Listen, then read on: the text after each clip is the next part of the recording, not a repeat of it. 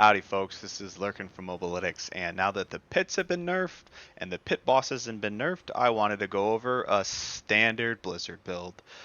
For any of you who don't feel like specking up a Perma Flame Shield build, this is just a normal build, and it's doing pretty well. I'm pretty happy with it. So I'll get into the gear real quick. It's your standard Shaco, Tel Rasha, Starless. Quick note on Tel Rasha, it's a little bugged. Basically, you can get up to 5 stacks.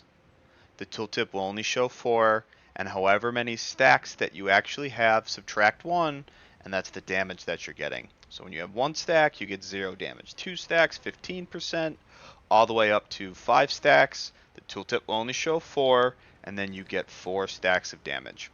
So you do want Lucky Hit Poison, Lucky Hit Shadow. Blizzard's the only build that really isn't affected by this new Tel Rasha thing.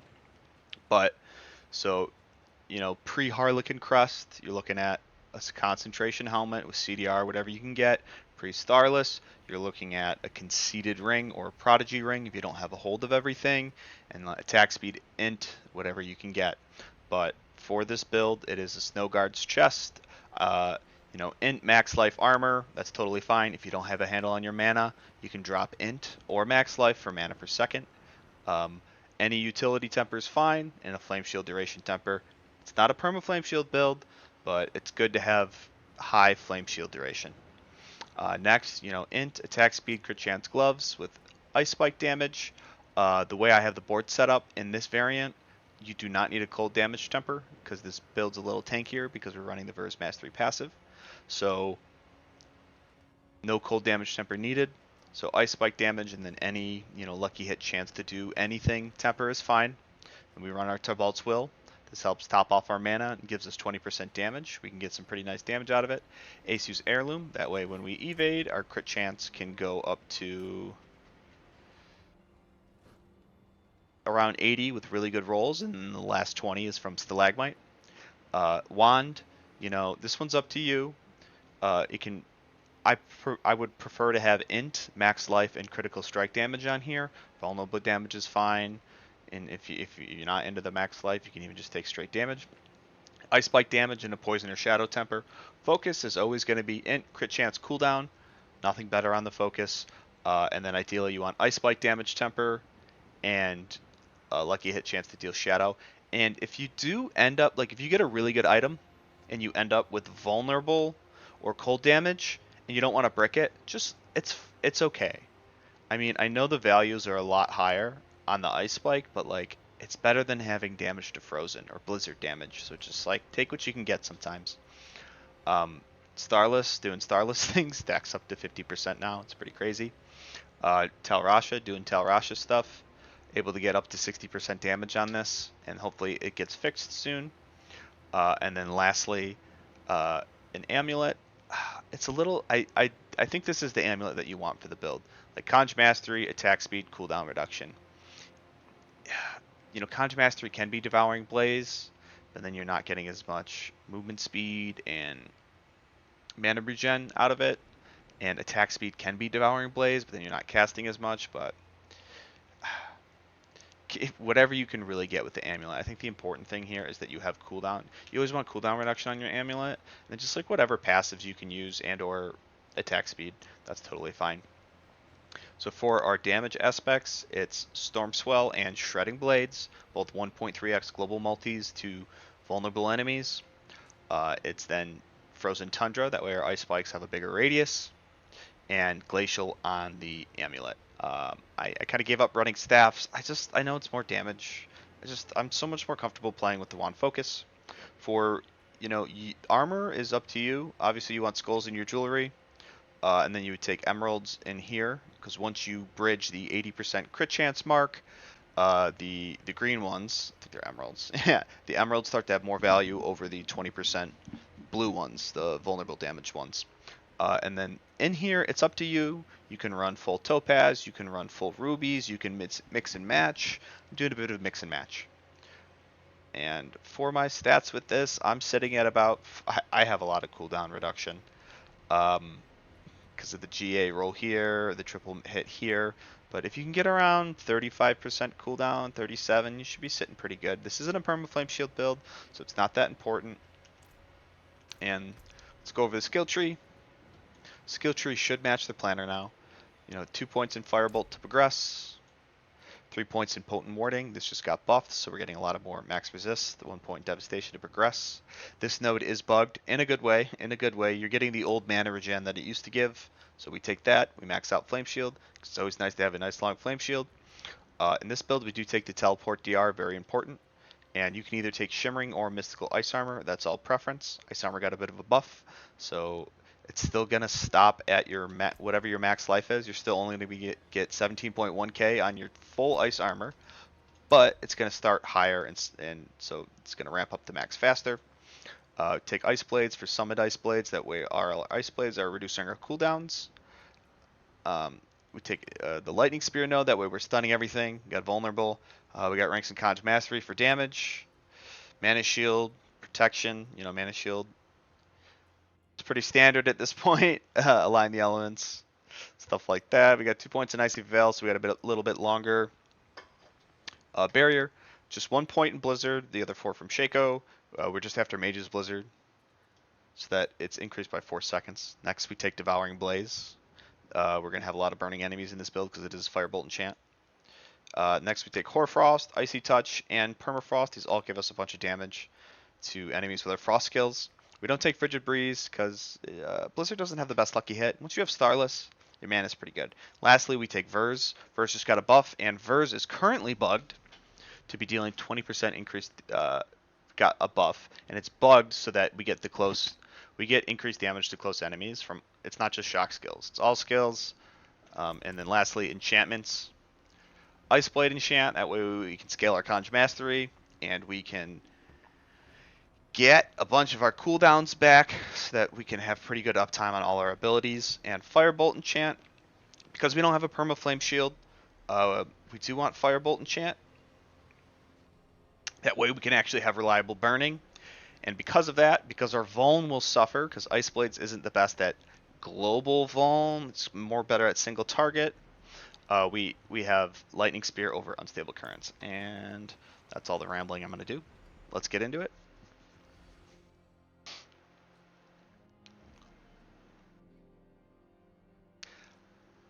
I'm kind of tired of Immortal Flame Shield builds. Now that pits have been nerfed a bit, I think we could just run something normal. Alright, this is just 100. This should be fun. Probably just going to smash this.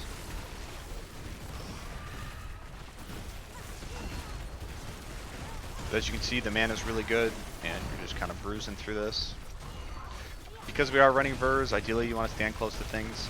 The cast speed isn't the best on this build, I'm not going to lie, but I'll probably push a 120 after this, and we'll see what kind of stuff we can do.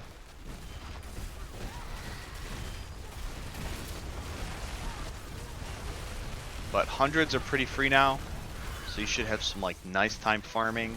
The gear recs on this build really aren't that tight. I know I have a lot of cooldown reduction, but it's really not that necessary. And honestly, you can just gamble focuses. You can just gamble focuses until you get an int crit chance or int cooldown one. And then you have a good focus. Not everything needs to be GA. You don't really even need Starless. Like a mana per second on your chest, and just like a conceded ring is fine. But we're hitting for some pretty good damage here. Not right there.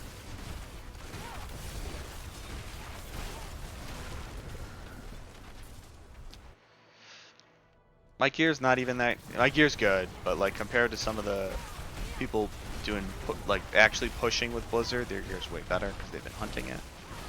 I've kind of thrown together what I can get.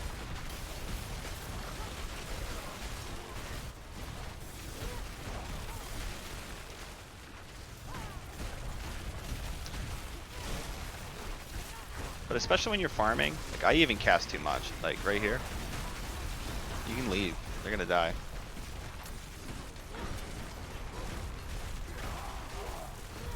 The flame shield duration tempers are nice.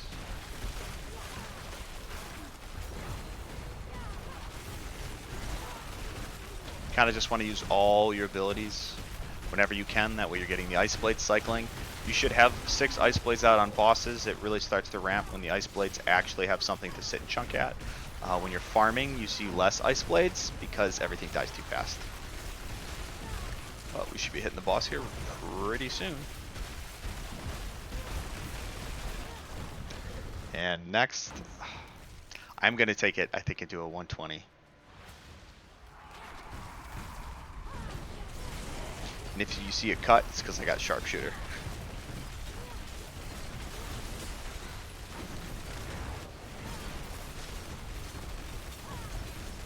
Let's see what kind of damage we're working with. 5 million, 4-5 million. And he's dead. Alright. Alright, let's move on to the next. I'm just going to showcase a 115 here. The 120 was possible. I ran into a Sharpshooter. I got to the boss at 8 minutes, which is more than enough time for Blizzard to do it. And I ran into a Sharpshooter, and I just really don't want to go through that all again. So I'm opting to do a 115 because it's a little bit easier. It should just take me less time and be less, probably be more fun to watch. Because I'll go through it a little bit quicker. But I think 123-ish is probably where this build is going to start to cap, depending on how good a gear you get.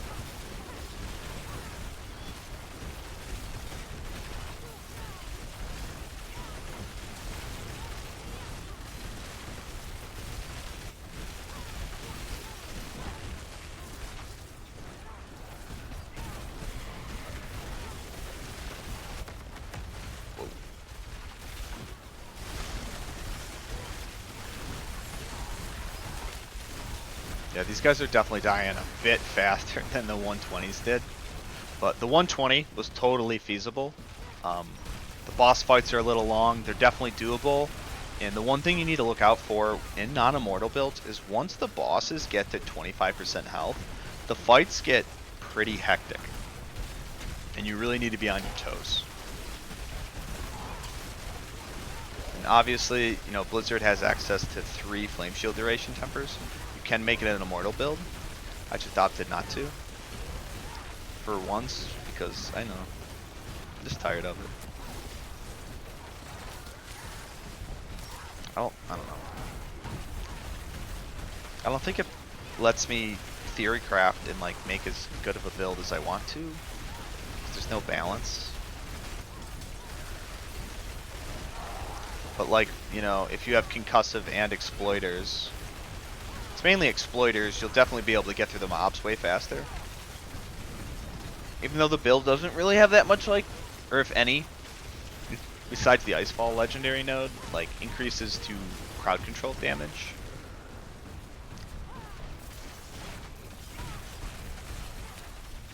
You do have Hoarfrost, you do have Icefall, so you're definitely doing more damage to frozen enemies than you are to Unstoppables.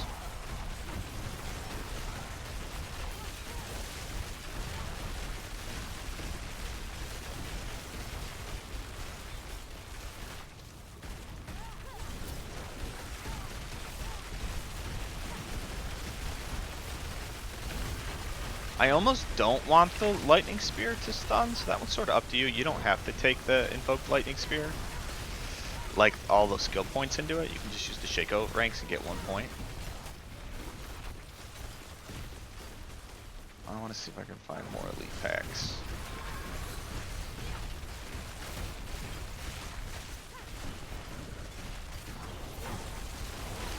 These snakes are pretty decent. They just kind of sit.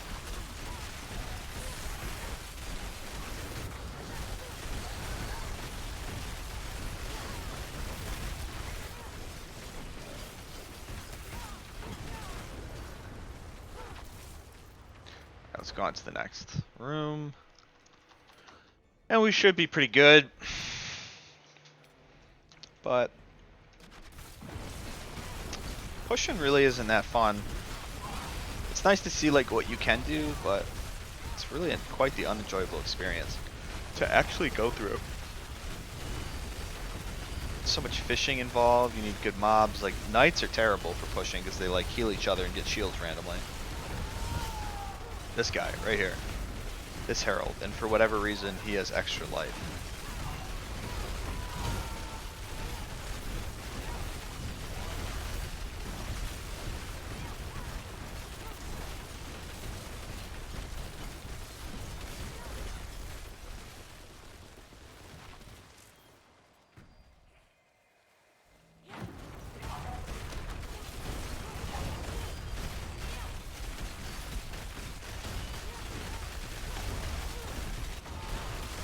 No, I've tried Shatter. Avalanche can't be used on Blizzard because it doesn't affect the ice spikes damage. So that's a no-go.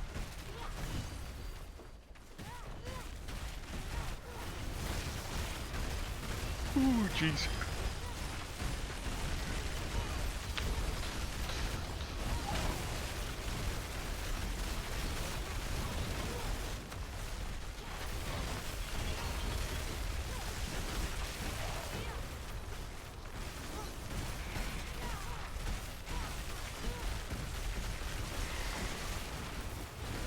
So this is certainly, you know, we got a pretty long flame shield, but there is downtime, which is fine.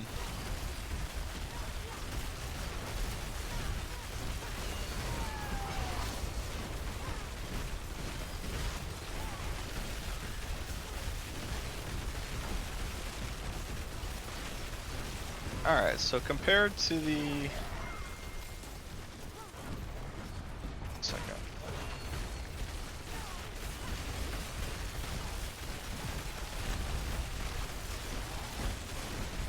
Apparently I'm off of work tomorrow. Oh, it's Juneteenth. That's what you get for working for... That's nice. Working for a university, man. Because contrary to popular belief, I do have a full-time job. And this guy should be interesting. This is actually one of the harder bosses, because he actually hits you with things. But now that we're in a 115, it's staggering how much faster they go down. And I'm sure if I took this into like an 81, I would just like Giga Blast it. I think that's what I'll show after this. I'll take it into like a farming range and just show you what the Giga Blast looks like. I think that's sort of what people care about. A lot of players just want to masterwork their gear up.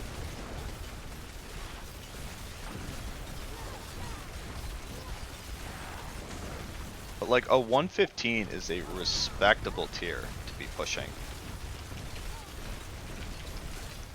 Like pre-patch, like 105, 110, that was pretty respectable. I know like there was some 118s, one stuff like that, but like let's be honest. You gotta be a little realistic here. There's really not that much reward for going higher. And yeah, there's a strong chance that I die here. This is not the best boss. There's a lot going on. This shade kind of sucks.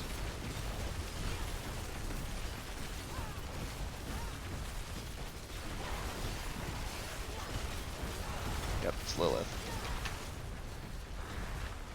Not today. These are still a little bit ridiculous. I'm not gonna lie.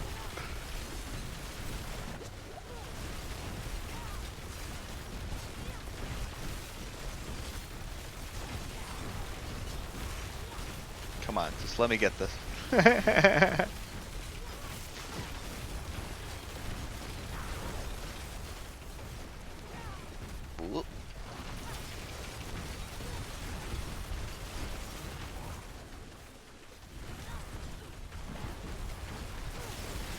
He's nice though, he just kind of chills.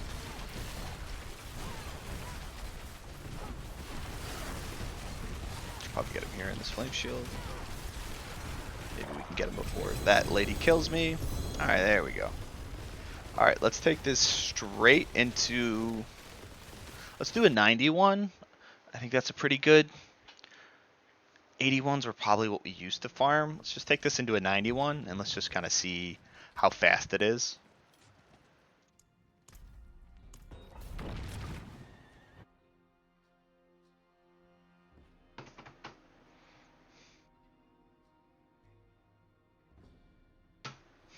Let's give it a whirl.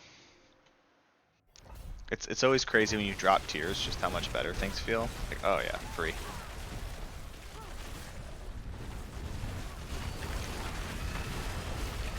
Oh yeah, everything just gets nuked. This is what your farming range is probably going to be.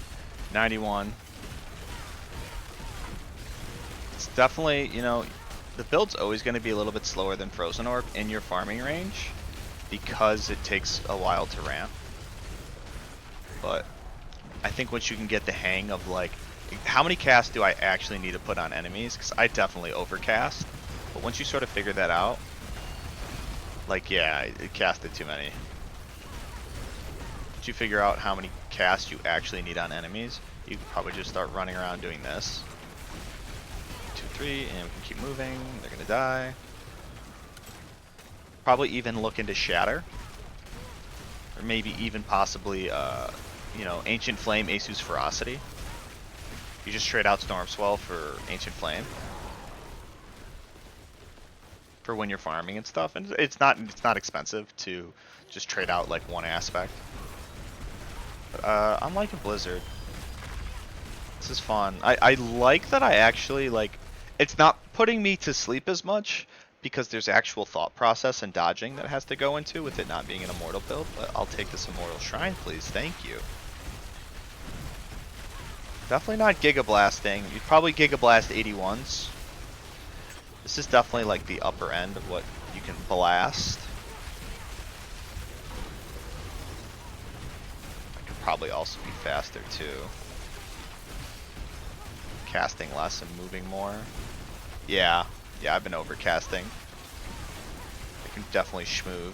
Alright, 2 minutes. Alright, so that was only 2 minutes. So ideally when you're Giga Blasting, Giga Blast. Yo, Pikachu used. No, it's not Pikachu. Reggie Gigas used Giga Impact. When you're Giga Blasting, you really want to finish in about 2.5 minutes. And that's about what this is. You might even want to drop a tier, that way just like the mobbing was even faster. I don't know. But yeah, that's what the blast looks like. 91 blast, and then, you know, if you go up to 100, it's not really worth it because you're only getting 10 more Neath Iron. So at like a 91, you get 60 plus 30, you get 50 Neath Iron, and then at 100 you only get 60 Neath Iron. So it's only 20% more Neath Iron. But if it takes you 20% longer, it's not worth it. But that's the Blizzard build. You know, it took me a while to get around to doing it. I wasn't happy with my gear before with it and some of my clears. But now that pits have been nerfed, I really like it as like a non-immortal build because it's just really nice with Tibalts and Starless. I'll be honest, it doesn't feel the best when you don't have Starless because you're casting so much, and it doesn't get as many conjurations as Frozen Orb, so you don't get as much base mana regen. So it does feel best with Tibalts and Starless just to like get everything going.